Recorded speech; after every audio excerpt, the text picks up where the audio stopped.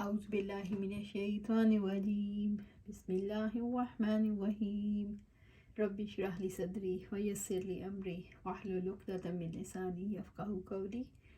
ہم دیکھ رہے تھے روزہ۔ نبی کریم صلی اللہ علیہ وسلم کی احادیث اور اقوال صحابہ سے ثابت ہوتا ہے کہ پورے وجود کا روزہ ہوتا ہے۔ مثال کے طور پر روزے میں بظاہر تو ایسا لگتا ہے کہ انسان اپنی بھوک، پیاس اور خواہشات سے رکتا ہے۔ مثلا انسان منہ سے کھانا پینا اندر جاتا ہے، اسی کو نہیں روکنا روزے کا تقاضا ہے۔ انسان زبان کو برے کلام سے روکے، بدگوئی سے روکے، لڑائی جھگڑے سے روکے، یوں یہ زبان کا روزہ بن جاتا ہے۔ یعنی زبان غیبت سے، چغلی سے، افواہ ترازی سے، افترا پردازی سے، فریب کاموں سے اور کلام سے رک جائے۔ دماغ کا روزہ یہ ہے کہ اسے فاسد خیالات سے پاک رکھا جائے۔ دل کا روزہ یہ ہے کہ اسے برے خیالات، بدگمانیوں، حسد، لالچ سے پاک رکھا جائے۔ ان سب برائیوں سے خود کو خالی رکھنا دل کا روزہ ہے۔ آنکھوں کا روزہ یہ ہے کہ بری نگاہ سے امان میں رہیں۔ لالچ، خشونت، قہر، شہوت کی نظر سے کسی کی طرف نہیں دیکھنا۔ ہاتھ پاؤں کا روزہ یہ ہے کہ برے کام میں حرکت نہ کریں۔ کان کا روزہ یہ ہے کہ بری آواز نہ سنیں۔ بری آوازیں، بری باتیں اور ایسی آوازیں جن سے جذبات مشتعل ہوں، ان تک نہ پہنچنے دی جائیں۔ ابو ہریرہ رضی اللہ تعالیٰ عنہ سے روایت ہے کہ آپ صلی اللہ علیہ وآلہ وسلم نے فرمایا، روزہ ڈھال ہے۔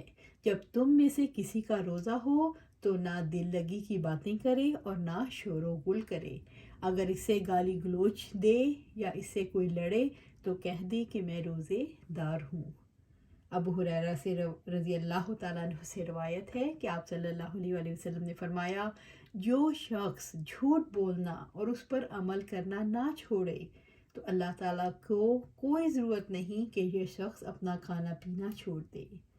ان دو روایات سے جو چیز ہمیں پتہ چل رہی ہے وہ یہ ہے کہ انسان کے اندر اخلاقی خرابیاں ہیں جو اس کے ایمان کو متاثر کرتی ہیں اور اسے جہنم کا مستحق بناتی ہیں۔ ان کو چھوڑنے کی پریکٹس انسان کرتا ہے۔ یہاں جھوٹ کی مثال سے ہمیں پتہ چلتا ہے کہ اگر خبائث یعنی بڑی بیماری روزے کی وجہ سے چھوٹ جائے تو باقی دنوں میں سچی زندگی گزارنا آسان ہو جاتا ہے۔ اسی طرح روزہ اچھی شخصیت کی تعمیر کے لیے مددگار ثابت ہوتا ہے۔ روزہ بنیادی طور پر انسان کی مدد کرتا ہے۔ ایک اللہ تعالیٰ کا خوف برائیوں کو کنٹرول کرواتا ہے۔ روزے کا ہر وقت یہی پیغام ہے، کھانا پینا چھوٹا تو برائی کیوں نہ چھوٹے، جھوٹ کیوں نہ چھوٹے، شور و غل کرنا کیوں نہ چھوٹے۔ اسی شعور کی وجہ سے انسان لڑائی جھگڑے کو چھوڑتا ہے، جھوٹ چھوڑتا ہے، برے کام چھوڑتا ہے، شور و غل مچانا چھوڑتا ہے، بے حیائی کے کام چھوڑتا ہے۔ یہ تقویٰ ہے۔ یوں روزہ تقویٰ کی تربیت کرتا ہے۔ روزہ شکر کی تربیت بھی کرتا ہے۔ مثلا انسان کھانے کے لیے سینکڑوں قسم کی نعمتیں استعمال کرتا ہے۔ عام حالات میں اسے ان نعمتوں کا اتنا احساس نہیں ہوتا جتنا روزے کی حالت میں ہوتا ہے۔ روزے میں انسان دن بھر ان چیزوں سے رکا رہتا ہے۔ شدید بھوک لگتی ہے، شدید پیاس لگتی ہے تو افطار کے وقت ان نعمتوں کو وہ شعوری طور پر محسوس کرتا ہے۔ اس تجربے سے انسان کے اندر اپنے رب کے شکر کا بے پناہ جذبہ پیدا ہوتا ہے۔ روزہ صبر کی بھی تربیت کرتا ہے۔ صبر سے مراد مشکلات برداشت کرنا۔ روزے میں انسان اللہ تعالیٰ کے لیے بھوک پیاس کی مشکلات برداشت کرتا ہے اور مقررہ اوقات میں اپنی مرغوب اور پسندیدہ اشیاء سے رکتا ہے۔ یوں انسان کی تربیت ہوتی ہے۔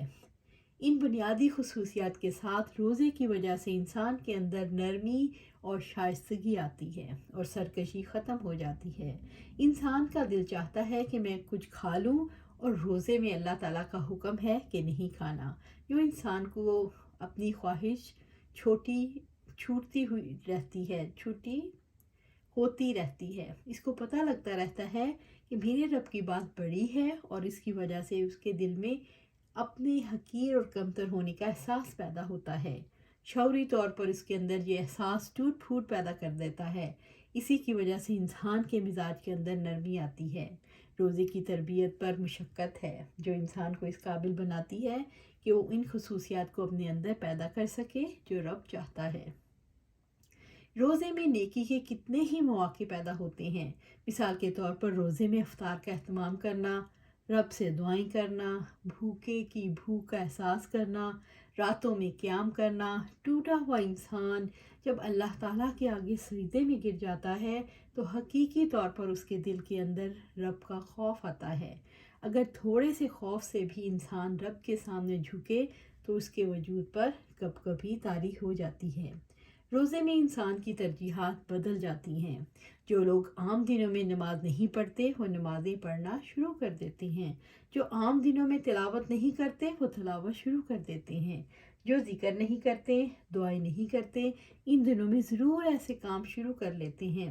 اور عام دنوں میں جو لوگ صدقہ و خیرات کم کرتے ہیں، ان دنوں میں کچھ نہ کچھ کھانے پینے کی چیزیں دوسروں کو پہنچا دیتے ہیں۔ روزے افطار کروائے جاتے ہیں۔ روزے میں انسان کا دل کھلتا ہے، ہاتھ کھلتے ہیں، جو انسان اپنے اوپر دوسروں کو ترجیح دینا شروع کر دیتا ہے۔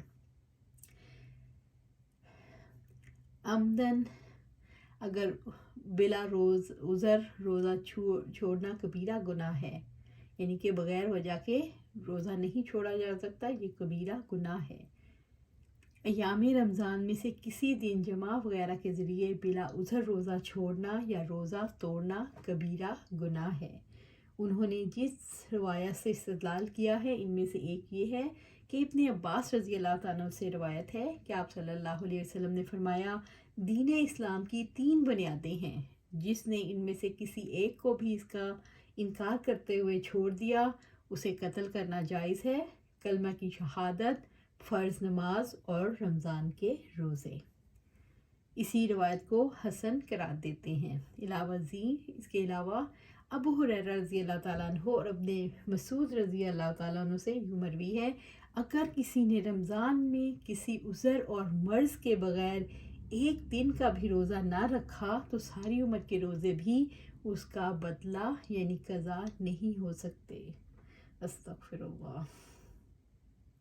روزہ کیا ہے؟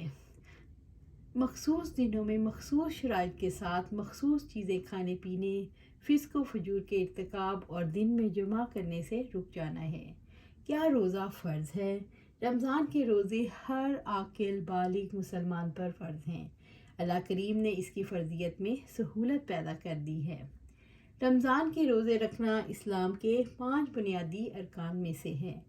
مریض اور مسافر کو روزہ نہ رکھنے کی اجازت دی گئی، لیکن یہ شرط عائد کی گئی کہ وہ بعد میں اس کی قضا کرے۔ حاملہ اور دودھ پلانے والی عورتیں بچوں کے نقصان کے اندیشے سے روزے نہ رکھیں تو قضا کے ساتھ ایک مسکین کو کھانا بھی کھلائیں، چونکہ یہ روزہ بیماری کے خوف سے نہیں چھوڑا جاتا کہ قضا کافی ہو، اس لیے اس کی تلافی مسکین کو کھانا کھلانے سے کی گئی ہے۔ روزے کا مقصد کیا ہے؟ روزے کا مقصد اللہ تعالیٰ کا حکم بجا لانا، اس کی رضا حاصل کرنا اور اس سے قریبی تعلق استوار کرنا ہے۔ روزے کا مقصد نفس کو خواہشات سے روکنا ہے۔ روزے سے کھانے پینے اور خواہشات سے روک کر شیطان کی آمد و رفت کے راستوں کو تنگ کیا جاتا ہے۔ روزے کی وجہ سے انسان کے اندر پاکیزہ زندگی کو قبول کرنے کی صلاحیت پیدا ہوتی ہے۔ روزے کے فوائد اور اثرات روح اور بدن دونوں پر مرتب ہوتے ہیں۔ روزہ تمام اعضاء کو وہ قوتیں واپس دلاتا ہے جو مختلف طریقے سے صرف ہو جاتی ہیں۔ روزہ بدن سے فاسد مادوں کو دور کرتا ہے اور تقویٰ کے حصول کا اہم ذریعہ ہے۔ روزے کی کیا حقیقت ہے؟ روزہ ایک راز ہے جو رب اور بندے کے درمیان ہوتا ہے۔ اپنے خالق کی محبت میں محبوب چیزوں کو چھوڑ دینا ایسا عمل ہے جس سے کوئی واقف نہیں ہو سکتا۔ یہی روزے کی حقیقت ہے۔ نبی کریم صلی اللہ علیہ وسلم نے فرمایا، اللہ تعالیٰ فرماتا ہے، ابن آدم کا ہر عمل اس کا ہے سوائے روزے کے، یہ میرا ہے اور میں خود اس کا بدلہ دوں گا۔ اور روزے دار کے منہ کی خوشبو اللہ تعالیٰ کے نزدیک مشک کی خوشبو سے بھی بڑھ کر ہے۔ سبحان اللہ۔ روزے کی کیا فضیلت ہے؟ روزے دار کے تمام گناہ معاف ہو جاتے ہیں۔ روزے کا ثواب اللہ تعالیٰ نے اپنے ذمہ لیا ہے۔ روزے کے برابر کوئی چیز نہیں، روزے دار کے لیے جنت کا وعدہ ہے۔ روزے دار شہداء کے ساتھ ہوں گے۔ روزہ دار کے ہر عمل کا اجر 7 گنا تک بڑھا دیا جاتا ہے۔ جنت کا دروازہ ریان روزے داروں کے لیے ہے۔ ایک دن کا روزہ دوزخ کی آگ سے 70 سال دور کر دے گا۔ روزہ قیامت کے دن سفارش کرے گا۔ روزہ گناہوں سے بچنے کے لیے ڈھال ہے۔ روزے دار کی منہ کی بو کستوری سے زیادہ پاکیزہ ہے۔ روزہ دار کو افطاری کے وقت جہنم سے آزادی دی جاتی ہے۔ روزے کی وجہ سے آدمی اور جہنم کے درمیان آسمان اور زمین کے برابر آڑ کر دی جاتی ہے۔ سبحان اللہ۔ آج ہم یہیں اس پر اختتام کرتے ہیں، کل یہیں سے پھر شروع کریں گے اور دیکھیں گے روزے کی کیا حکمتیں ہیں۔ انشاءاللہ اللہ سبحانہ تعالیٰ سے دعا ہے کہ ہمیں روزوں کی رمضان آنے میں جو 2 ویک باقی ہیں انشاءاللہ ہمیں روزوں تک پہنچنے کی مہلت عطا فرمائے، اور روزوں سے ہمیں اپنی جو ہے حکمتیں ہیں، اس کی جو فرائض ہیں اور جو اسے ثمرات حاصل ہونے ہیں وہ ہمیں حاصل کرنے کی توفیق عطا فرمائے، اور سب سے بڑا ثمر اس کا کیا ہے؟ تقوی حاصل کرنا۔ تو اللہ سبحانہ تعالیٰ سے دعا ہے ہمیں روزے سے متقی بننے میں مدد عطا فرما اور پھر اس پر استقامت عطا فرما۔ آمین یا رب العالمین۔